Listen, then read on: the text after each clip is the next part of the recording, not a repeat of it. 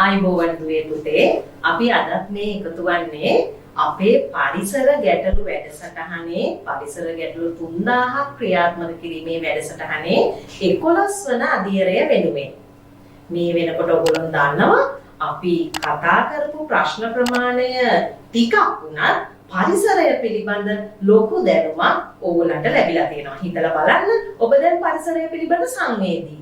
ඒ සංවේදී බව ඇති කරලීම තමයි අපේ ප්‍රධාන අරමුණ. හොඳයි දුවේ පුතේ. එහෙනම් අපි යන් පළමු ප්‍රශ්නයට. පහත ක්‍රියාවලින් යහපත් ක්‍රියාවක් වන්නේ. යහපත් ක්‍රියාවන් වෙනුවෙන් ඔබ පොළඹවන එක තමයි අපේ අරමුණ. ඔබ යහපත් දරුවෙක් යහපත් පුරවැසියෙක් වේවි එතකොට. එහෙනම් යහපත් ක්‍රියාවක් වන්නේ අංක 1 පාසල පටන් ගන්නා වේලාවට ප්‍රථම පැමිණීම. හරිනේ? ඒක පාසලක තියෙන නීතියක්. පාසල 7:00ට පටන් ගන්නවා. පටන් ගැනීමට පෙර ඔබට පාසලේ කළ යුතු වැඩ රාජකාරි කොහොමයක් තියෙනවා. ඔබ පාසලට හුරු විය යුතුයි. ඔබ පාසල පිරිසිදු කරගත යුතුයි. පන්ති කාමරය ඉගෙනුම් පරිසරයක් බවට පත් කරගත යුතුයි. ඒ සඳහා දුවේ පුතේ එහෙනම් ඔබ 7:00ට හෝ 7:00න් පසුව ඇවිල්ලා හරියන්නේ නැහැ. එහෙනම් ඔබ එන්න ඕනේ 7:00ට පෙර. එහෙනම් පළමු උත්තරය හරිනේ. අපි ඒක නිකම්ම හරි කියලා තීරණය කරන්නේ නැතුව දුවේ පුතේ අපි යන් දෙවෙනි උත්තරේට. කාලච්ඡේදයට අවනතව කටයුතු නොකිරීම. මොකද්ද කාලච්ඡේදය කියන්නේ? ඔබ භාවිතා කරන වචනය පීරියඩ් එක. පීරියඩ් එකට අවනතව කටයුතු නොකිරීම. එහෙම කරලා හරියනවද? ඔබට පළමු කාලච්ඡේද 2 පරිසරය පාඩම නම් ගුරුතුමිය ගෙන ගියේ. ඒ පාඩම කාලච්ඡේද 4ක් තිස්සේ ඔබ නිරත වෙලා හිටියොත් දුවේ පුතේ ඔබට කාලකල්පනාකරණය කරගන්න බැරි වෙනවා. ඔබ අසමත් වෙනවා ඇතිකට. එහෙනම් මේ උත්තරේ වැරදිනේ. අපි යන් තුන්වෙනි උත්තරේට. ආගමික කටයුතු වලදී අසංවරව හැසිරීම. ආගමික කටයුතු අපි හැමතැනදීම කරනවානේ. නිවසේදී, පාසලේදී, පන්සලේදී, එහෙම නැත්නම් වෙනත් ආගමික දරුවෙක් නම් පල්ලියේදී, කෝවිලේදී මේ හැම එකකම අපිට තියෙනවා නීති රීති සම්ප්‍රදායන් සමුදායක්. ඒ වෙලාවට අපි එතනට නොගැලපෙන ආකාරයට හැසිරෙනවා නම් ගමේ ගුඩේ වැඩිහිටියෝ කියමනට කියනවා ඌ ආගමක් දහමක්වත් නැති එකෙක්. අන්න එතෙන්ට නෙමෙයිනේ අපි මේ ඔබව හසුරවන්නේ. එහෙනම් දුවේ පුතේ ආගමික කටයුතු වලදී ඔබ අනිවාර්යෙන් ඔබේ සංවර බව රැකගත යුතුයි. එහෙනම් අපි යන් දැන් ආයේ ප්‍රශ්නෙට පහත ක්‍රියාවලින් යහපත් ක්‍රියාවක් වන්නේ. උත්තරය අංක 1 පාසල පටන් ගන්නා වේලාවට ප්‍රථම පැමිණීම. අපි යමු අපේ දෙවෙනි ප්‍රශ්නයට. දෙවෙනි ප්‍රශ්නය ගස් බෙනවල තම නිවහන සාදා ගනී. සතුන්ගේ නිවහන් පිළිබඳ වාසස්ථාන පිළිබඳ කලින් ප්‍රශ්නවලදීත් අපි හුඟක් කතා කරා දුවේ පුතේ. මේ ගස් බෙනයක ඔයා දන්නවා මොකක්ද ගස් බෙනයක් කියන්නේ? ගහේ කඳේ හාරා ගන්නා ලද එහෙම නැත්නම් ස්වභාවිකව ඇති වෙච්ච හිස් තැනක් කුහරයක්. එහෙම එකක් නේ ගස් බෙනයක්. එන්නේ ගස් බෙනවල තම නිවහන සාදාගන්නේ කවුද බලන්න. දැන් ඕගලන්ට රූප ටික පේනවා. මේ ඉස්සෙල්ලා පේන්නේ අපි පුංචි කාලේ ඉඳන් නම කියන්න දන්න කළු පාට කපුටනේ. කපුට හදනවා කෝටු කැබලි වලින් කැදැල්ල. ඒක කපුටගේ කැදැල්ල. එහෙනම් ගස් බෙන නෙමෙයිනේ පුතේ. අංක 2 කොට්ටෝරුවක්. මේ කොට්ටෝරුව ගැන අපි කලිනුත් කතා බහ කරා.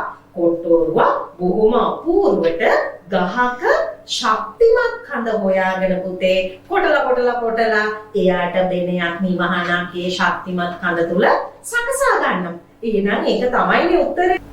තුන්වෙනි උත්තරය බලමු දුවේ පුතේ. තුන්වෙනි උත්තරේ තියෙන්නේ කොහා. ඔබ කොහා පිළිබඳව දන්නවා. අවුරුදු කාලයට සක්‍රිය වෙලා අපිට මිහිරි නාදයක් ගෙන ඇවිල්ලා අවුරුද්ද ළඟ එන බව අපිට කියන සිනිඳු කටහඬක් මිහිරි කටහඬක් සහිත කොහා තමයි මේ. මේ කොහාගේ මෙච්චර හැකියාවක් තිබුණත් පුතේ දුර්වලතාවයක් තියෙනවා. මොකද්ද දුර්වලතාවය? එයාට කැදැල්ලක් හදන්න බෑ. එයාට නිවහනක් සකසා ගන්න බෑ. ඒ නිසා මෙයා පොඩි වංචාවක් කරනවා. කපුටයි කපුටි කැදැල්ල හැදුවට පස්සේ කොහා ගිහිල්ලා ඒකේ කෙවිලිය ගිහිල්ලා ඒකේ පිටර දානවා. එහෙම පිටර දාපුවම අනේ දැන් කපුටු ජෝඩුව ඒක දන්නේ නැහැනේ. පිටර ටික රැක බලා ගන්නවා. උණුසුම් කරලා රැක බලාගෙන කාලයක් යද්දී පිටර පුරලා පැටවුන් එළියට එනවා. පැටවුන්ට කවලා පොළ ඇති දැඩි කරනවා. ටික දවසක් යනකොට පැටව ඒගොල්ලන්ගේ භාෂාව හසුරවන්න පටන් ගන්නවනේ පුතේ. කපුටු පැටව බොහොම අපූර්වට කාක්කා කියයි. හැබැයි කෙවිලියගේ කොහාගේ පැටියට අනේ බෑනේ කාක්කා කියන්න. එයා පුරුදු කොහො ශබ්දය ඇති කරන්න පටන් ගන්නවා. ඔන්න ඔතෙන්දී කපුටා දැනගන්නවා මේ සිද්ධ වෙලා තියෙන වැරැද්ද. කපුටා කරන්නේ අර කොහාගේ පැටව ටික කොටලා කැදැල්ලෙන් බිමට දානවා. එතෙන්දී සමහරු මිය යනවා. ඉතින් වෙන කට්ටිය තමන්ගේ ජීවිතය පවත්වාගෙන යනවා. ඒ නිසා තමයි දුවේ පුතේ ඔයගොල්ලෝ දන්නවා කොහාට පරපුටුවා කියලා කියන්නේ. එහෙනම් එමු අපි දෙවෙනි ප්‍රශ්නය. ගස් බෙනවල තමනි මහන සාදාගනි. උත්තරය අංක 2 කොට්ටෝරුවා. අපි යමු පුතේ තුන්වෙනි ප්‍රශ්නයට. මේ තුන්වෙනි ප්‍රශ්නය 4 පන්තියේදී ගුරුතුමා ඔබට ක්‍රියාකාරකමක් විදියට කරනවා. ගෙදරින් විවිධ දේවල් ගේන්න කියනවා. සීනි, ලුණු, පොල් තෙල්, එතකොට අර ඇඳුම් වලට දාන මිල්, දෙහි, භූමි තෙල්, මඩ මැටි බොහෝ දේවල් ගේන්න කියනවා. යෝගට් කෝප්ප අරන් එන්න කියනවා. වතුරත් ඇති වෙන්න ගේන්න කියනවා ලොකු බෝතලයක්. ඔයගොල්ලෝ මේකට හරිය කැමතියි. ඔයගොල්ලෝ පාසල් වත්තේ බිම ඉඳගෙන මේ යෝගට් කෝප්ප වලට විවිධ ද්‍රව්‍ය එකතු කරමින් ඔයගොල්ලෝ උත්සාහ කරනවා දිය කරන්න. දිය කරලා බලලා ඕගොල්ලෝම හඳුනා ගන්නවා සමහර දේවල් දුවේ පුතේ ජලයේ ඉතා හොඳින් දිය වෙනවා. සමහර දේවල් තරමක් දිය වෙනවා. මේ තරමක් දිය වෙනවා කියන එකේ අර්ථය පුතේ ටික වෙලාවකින් යටට බහිනවා. සමහර දේවල් දිය වෙන්නෙම නැහැ. එක්ක උඩ පාවෙනවා එක්ක යටට බහිනවා. එහෙනම් දුවේ පුතේ බලන්න දැන් තියෙන උත්තර ටික. මේ අහන්නේ ජලයේ දිය වෙන දෙයක්. පළවෙනි උත්තරය සීනි. ඔබ දන්නවනේ සීනි ගැට නොපෙනී යන පරිදිම ජලයේ දිය වෙනවා. ඒ නිසානේ අම්මා රසට තේ එකක් හදලා දෙන්නේ. අංක 2 පොල් තෙල්. ඔයගොල්ලෝ දන්නවා වතුරට පොල් තෙල් ටිකක් දාපුවාම පොල් තෙල් වෙනම තට්ටුවක් විදිහට පුතේ උඩ පාවෙන්න පටන් ගන්නවා. ස්තරයක් විදිහට පාවෙන්න පටන් ගන්නවා. හරිනේ? අංක 3 ඩීසල්. ඩීසල් සමහර විට පුතේ ඔයගොල්ලෝ භාවිතා කරලා නැතුව ඇති. නමුත් ඩීසලුත් ජලයට වඩා බරින් අඩුයි. ඒ නිසා එය පුතේ ජලය මතු පිට පාවෙන්න පටන් ගන්නවා. මිශ්‍ර වෙන්නේ නැහැ, දිය වෙන්නේ නැහැ. එහෙනම් දැන් උත්තරය පැහැදිලි. අංක 3 ප්‍රශ්නය. උත්තරය අංක 1 සීනි. අපි යමු පුතේ 4 වෙනි ප්‍රශ්නයට. ඔන්න 4 වෙනි ප්‍රශ්නය ආයෙත් මේ වටපිටාව අපේ නිරීක්ෂණය මත පදනම් වෙනවා. මල් දකින්නට නොමැති ශාකයකි. මේක වරද්දා ගන්න එපා. මේ මල් පිපෙන්නේ නෑ කියලා කියනවා නෙමෙයි. මල් දකින්නට නොමැති ශාකයකි. මේයි ගස ගැන කතා කරන්නේ පුතේ මල් වෙනුවෙන්මනේ. මේයි මල් පිපිලා. කොයි මාසෙටද? මේයි මාසෙට. රඹුටන් මල් පිපෙනවා. ඒකටත් නිශ්චිත කාලයක් තියෙනවා. අවුරුද්දක ඉක්තු වෙනකොට පැහෙන්න රඹුටන් මල් පිපෙනවා. අංක 3 උත්තරේ තියෙන්නේ පුතේ අට්ටිකා. අට්ටිකා. මේ අට්ටිකා මල පිපෙනවා. නමුත් ඒක පැහැදිලිව දකින්න ලැබෙන්නේ නෑ පුතේ. අට්ටිකා ඵලයක් හට ගන්නවා, ගෙඩියක් හට ගන්නවා. ඒ පලාවරණය ඇතුළෙම තමයි කුංචියට මල පිහිටන්නේ අපිට පේන්නේ නෑ. ඔන්න එහෙනම් උත්තරේ ප්‍රශ්නාංක 4. උත්තරය අංක 3 අට්ටිකා. හරි දුවේ පුතේ. එහෙනම් අපි යන්නේ දැන් අපේ 5 වෙනි ප්‍රශ්නය වෙනුවෙන්. මෙම රූපයට අදාළ ස්ථානය පිහිටා ඇත්තේ. බලන්න රූපය ඔබට පුරුදු ඔබ දැක ඇති රූපයක් මේක. මේ මොන කැටයමද පුතේ? ලී කැටයම. එහෙනම් දැන් මතක් කරගනිමු ලංකාවේ ලී කැටයම් වලට ප්‍රසිද්ධ කොහෙද? අපේ මේ ලංකාව ගත්තාම හැම හැකියාවකින්ම සහිත පුද්ගලයෝ විවිධ දිශාවල වාසය කරමින් ඔවුන්ගේ හැකියාව පෙන්වලා තියෙනවා. දැන් මේ ලී කැටයම ඔබ දන්නවා තියෙන්නේ ඇම්බැක්කේ දේවාලේ. බලන්න මේ ලී කැටයම ඇම්බැක්කේ දේවාලය ගත්තොත් පුතේ මේ කැටයම විතරක් නෙමෙයි. ඇම්බැක්කේ දේවාලයේ සියලු කණු සියලු බිත්ති ඔක්කොම ලී කැටයන් වලින් 99යි. ඒවා හිතා ගන්න බෑ ලීයකට මෙච්චර පණ දෙන්න පුළුවන්ද කියන එක. අපි ඒ වගේම දන්නවා නුවර මගුල් මඩුව. මහනුවර දළදා මාලිගාවේ මගුල් මඩුව. ඒකෙන් මේ කණුවල ස්තම්භවල ලී කැටයන් බොහොම අපූර්වට දකින්නට ලැබෙනවනේ. එහෙනම් පුතේ මේ ලී කැටයම ඇම්බැක්කේ තමයි ස්ථානය. බලමු අනිත් උත්තර ටික. අංක 1 උත්තරේ යාපහුව. යාපහුව මොකටද පුතේ ප්‍රසිද්ධ? අපි මීට කලින් දවසක දැක්කා, කතා බහ කරා. යාපහුව බලකොටුවක්. ඒක අපිට ප්‍රසිද්ධ යාපහුවේ සිංහයා නිසා. හරිනේ? අංක 3 අනුරාධපුරය අපේ පැරණි ප්‍රධාන රාජධානිය. නටබුන් බොහොමයක් තියෙනවා. නමුත් පුතේ ලී කැටයම් වලට ප්‍රසිද්ධ නෑ ඒ තරම්. මොනවටද අනුරාධපුරයේ වැඩිපුර ප්‍රසිද්ධ? ගල් කැටයම් නම් ප්‍රසිද්ධයි. නේද? ගල් කැටයම් හැබැයි අනුරාධපුරයේ විතරක් නෙමෙයි, පොළොන්නරුව, මාතලේ ඒ වගේ තැන් වලත් ප්‍රසිද්ධයි. එහෙනම් පුතේ ප්‍රශ්න අංක 5 උත්තරය අංක 2 ඇම්බැක්කේ. අපි යන් 6 වෙනි ප්‍රශ්නයට. 6 වෙනි ප්‍රශ්නයත් ඔන්න අපේ පැරණි මුතු මිත්තන්ගේ හැකියාවන් මනාව කියවෙන ප්‍රශ්නයක්. සඳකඩ පහන. සඳකඩ පහන පුතේ අපේ ලංකාවේ විවිධ යුගවල නිමවනකොට ඒක හදනකොට පොඩි පොඩි වෙනස්කම් කරා. ඒ සඳකඩ පහන කොයි යුගයකටද අයත් වන්නේ කියලා අපි හඳුනාගන්නේ ඒ වෙනස්කම් මත. මේ ඉන්න සතුන්, ඒගොල්ලෝ ඉන්න සංඛ්‍යාව, ඒ පේලි පිහිටලා තියෙන විදිය, මහනුවර යුගයේ, අනුරාධපුර යුගයේ, පොළොන්නරු යුගයේ, දඹදෙණි යුගයේ ආදී වශයෙන් යුගවලට මේක වෙනස් වුණා. දැන් මේ අහන්න හදන්නේ සඳකඩ පහනේ දක්නට ලැබෙන සත්ව රූපයකි. සඳකඩ පහනේ දකින්න ලැබෙනවා පුතේ සත්ව රූප 4ක්. මොනවද සත්ව රූප 4? ඇත්, අස්, ගව, හංස. ඇත් කියන්නේ ඇත්තු.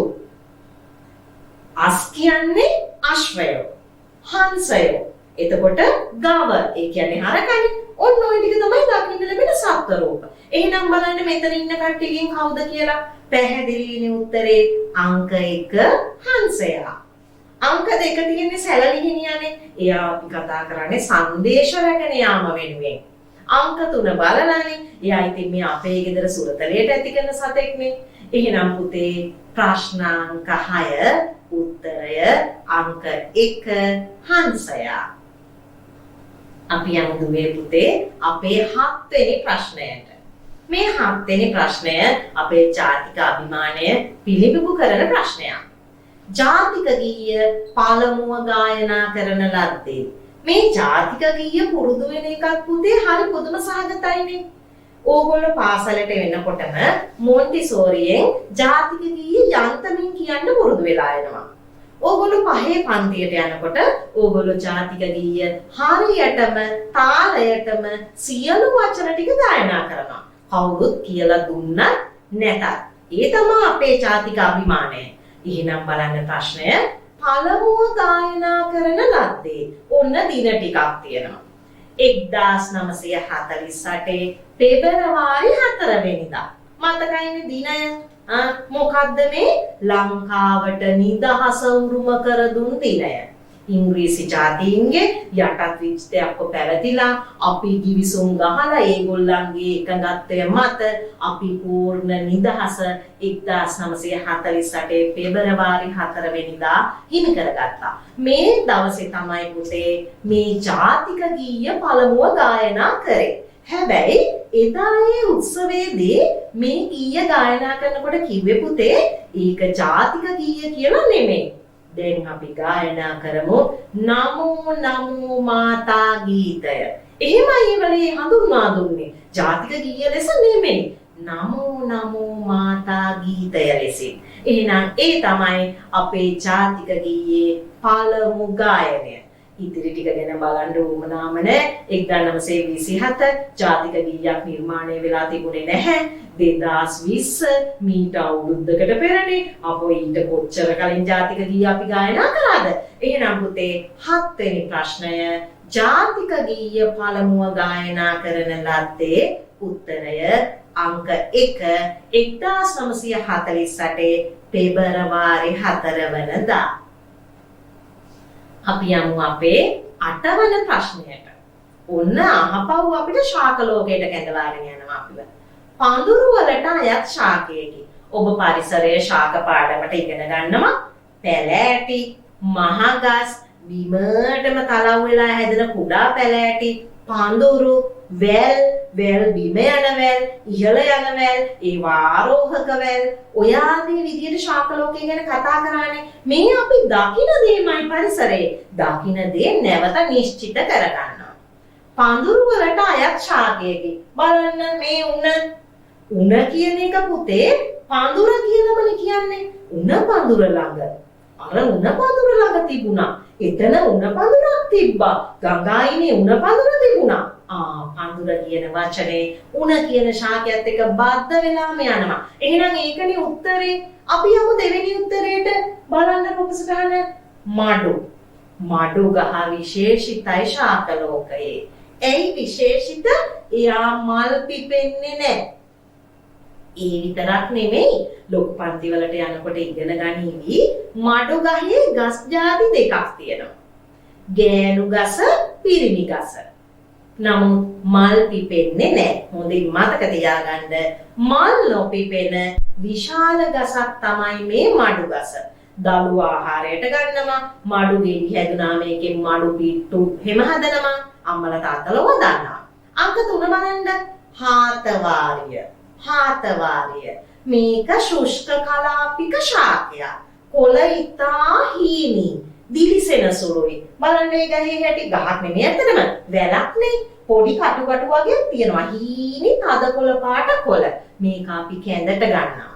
කැඳ බොන්න හාතවාරිය වලින් කැඳ හදපුවාම හොඳ කොළ පාටයි කැඳ මිශ්‍රණය. තද කොළ පාට එළවලු පළතුරු ඔබට ගන්න කියනවානේ khනිජ ලවණ අවශ්‍යතාවය වෙනුවෙන්. එහෙනම් ඔන්න අපේ උත්තරය 8 වෙනි ප්‍රශ්නය පඳුරු වලට අයත් ශාකයකි. උත්තරය අංක 1 උණ. අපි යමු පුතේ අපේ 9 වෙනි ප්‍රශ්නයට. දැන් මේ මාර්ග අනතුරු, හදිසි අනතුරු, වාහන අනතුරු කියලා අපි අනතුරු පිළිබඳ කතා කරනවා. මම කලින් දවසකට ඔයගොල්ලන්ට කිව්වා මේ අනතුරු ගැන කතා කරන්නේ අපි විභාගයේ ඉහළින් සමත් වීමට පමණක් නෙමෙයි. අපේ ජීවිතය සුරක්ෂිත කරගන්නයි අපි මේ විදිහට අනතුරු පිළිබඳව කතා බහ කරන්නේ. බලන්න මේ ප්‍රශ්නය අනතුරුමයි. හැබැයි ඒකෙන් පොඩ්ඩක් අදහස වෙන පැත්තකට ගිහිල්ලා. අන් අයට අවහිරයක් නොවන පරිදි මම්මාවත් පරිහරණය කිරීමේ අවස්ථාවක් වන්නේ. අපි දැනගත යුතුයි අපේ හැසිරීම තව කෙනෙකුට කරදරයක් වෙන්න බෑ. හිරිහැරයක් වෙන්න බෑ. මේක විශේෂයෙන් පුතේ මහා මාර්ගයේදී මම්මාවත් වලදී හරි වැදගත්. ඇයි හේතුව? අපි හිතමු මෙහෙම අපි පාර මැද්දේම වාහනය නවත්තලා හිතවතෙකු සමග කතා කර ඉන්නවා. පිටිපස්සෙන් වාහන පොලිමක් ඇවිල්ලා නලා ශබ්ද කරනවා හෝන් දානවා. අපි ගණන් ගන්නෑ. අපේ වැඩේ කරගෙන යනවා අපි කතා කර ඉන්නවා. හිතලා බලන්න රටේ ජනතාවගේ කාලය දැඩි ලෙස අපි විනාශ කරලා දානවා. ඒ වගේම ඒ මිනිස්සුන්ට ඒ සෙනඟට තමන්ගේ ඉලක්කයට යන්න තියෙන වෙලාව නැති කරලා දානවා. ඒගොල්ලන්ගේ මානසික පීඩනය වැඩි කරනවා. ඒ විතර නෙමෙයි තව මුගාචාතිය ගැන කතා කරන්න තියෙනවා. ඉතින් මේ ප්‍රශ්නෙන් අහන්නේ අන් අයට අවහිරයක් නොවන පරිදි මම්මාවත් පරිහරණය කිරීමේ අවස්ථාවක් වන්නේ. යම් උත්තරවලට අංක 1 මාර්ගයේ සෙල්ලම් කිරීම කරනව නේද? වාහන අඩු දවසට ක්‍රිකට් ගහනවා පාරේ ළමයි. ගුඩු විදිනවා පාරේ. එහෙම කරන්න අයිතියක් අපිට නැහැ. මහා මාර්ගය හැමෝටම අයිතියක් තියෙනවා. මොකටද මේ අපේ පරිවහන කටයුතු ගමන් බිමන් කටයුතු සඳහා. එහෙනම් අංක 1 උත්තරේ වැරදිනේ. අංක 2 බලන්න. මාර්ගයේ දකුණු පසට අයින් වී ගමන් කිරීම. හරි නේද? අපිට කියලා තියෙනවා යනකොට යන්න දකුණු පසෙන්. ඇයි පිටිපස්සෙන් එන රියදුරු මහතුන්ට අපිව පැහැදිලිව පෙනිලා එයාගේ වාහනය හසුරවා ගන්න යාට පහසු වෙන්නේ අපි දකුණු පසින් ගමන් කළොත් පමණයි. නැත්තම් ඒ වාහන අනතුරට ලක් වෙන්න පුළුවන්, අපිත් අනතුරට ලක් වෙන්න පුළුවන්. ඔතන තව කාරණයක් පුතේ තියෙනවනේ. කණ්ඩායමක් ලෙස යනවා නම් තනියෙන් හෝ දෙන්නේ තුන් දෙනෙක් යනවා නම් දකුණු පසට අයින් වෙලා යන්න ඕනේ. කණ්ඩායමක් ලෙස යනවා නම් පුතේ වම් පසට අයින් වෙලා යන්න කියලායි කියන්නේ. එහෙනම් ඒක නේද මේකේ උත්තරේ. අවහිරයක් නොවන පරිදි මම්මාවත් පරිහරණය කිරීමේ අවස්ථාවක් වන්නේ. අංක 2 මාර්ගයේ දකුණු පසට අයින් වී ගමන් කිරීම. තුන්වෙනි උත්තරේ මම කතා කරන්න එච්චර විස්තර කරන්න වෙලාවක් ගන්නෙ නෑ. ඇයි බලන්නකෝ මාර්ගයේ දෙපස වාහන නවතා තැබීම. ඕන කෙනෙකුට තේරෙනවනේ ඒක හරි කරදරයක් කියලා. එහෙනම් පුතේ උත්තරය අංක 2 මාර්ගයේ දකුණු පසට අයින් වී ගමන් කිරීම. හොඳයි පුතේ. අපි යමු අද දවසේ අපේ 10 වෙනි ප්‍රශ්නය වෙනුවෙන්. ඒ කියන්නේ අපේ අවසන් ප්‍රශ්නය අද දිනයේ. ලක්ෂපාන ප්‍රසිද්ධියට පත්ව ඇත්තේ. ලක්ෂපාන මොකක් වෙනුවෙන්ද අහලා තියෙන්නේ? විදුලි බලාගාරයක්. මොන විදුලි බලාගාරයක්ද? ජල විදුලි බලාගාරයක්. මේකේ අතීත සිද්ධියකුත් තියෙනවනේ පුතේ. ලංකාවේ ප්‍රථම ජල විදුලි බලාගාරය ලක්ෂපාන ජල විදුලි බලාගාරය. මේ ලංකාවේ තියෙන භූ විෂමතාවය අපේ ගංගා ඇලදොල සලකලා එක්තරා මහත්මයෙක් කිව්වා ලංකාවට ඉතා සුදුසු ජල විදුලි බලය තමයි කියලා. කවුද එහෙම කිව්වේ? ඔයගොල්ලෝ දන්නවා. ඩී.ජේ. විමල සුරේන්ද්‍ර මහත්තයා. ඩී.ජේ. විමල සුරේන්ද්‍ර මහතා. එහෙනම් පුතේ මේ ලක්ෂපාන බලාගාරය ඒ මහතාට ගරු කිරීමක් පිණිස විමල සුරේන්ද්‍ර බලාගාරය කියලා නම් කරනවා. එහෙනම් ඊතුරු උත්තර බලන්නකො. සුන්දර ගම්මානයක් නිසා. සුන්දර ගම්මාන අපිට කොච්චර තියෙනවද නේ? නීතර වැස්ස ලැබෙන නිසා පාතරට තෙත් කලාපික ප්‍රදේශ ඕනි තරම් වැස්ස ලැබෙනවනේ. එහෙනම් උත්තරය ලක්ෂපාන ප්‍රසිද්ධියට පත්ව ඇත්තේ අංක 1 ජල විදුලි බලාගාරය නිසා. එහෙනම් ආදරණීය දුවේ පුතේ අද දිනයේ අපේ ප්‍රශ්න 10 මේ වන විට අවසන්. අපි හිතනවා මේක ඔබට මේ ක්‍රියාවලිය මේ වැඩසටහන ඉතා ප්‍රබෝධයෙන් දවසේ පහසු වේලාවක නිම කරගන්නවා වගේම ලොකු දැනුම් සමුදායක් විභාගයේ සඳහා හොඳ පෙරහුරුවක් ඔබට ලබා දෙන අත්දැකීමක් වේවි කියලා. එහෙනම් අද දිනට මම සමුගන්නම් නැවත දිනක ප්‍රශ්නත් සුන්දර තොරතුරු හොඳ දැනුමත් රැගෙන ඔබ හමු වීමේ බලාපොරොත්තුවෙන්. ආයුබෝවන්.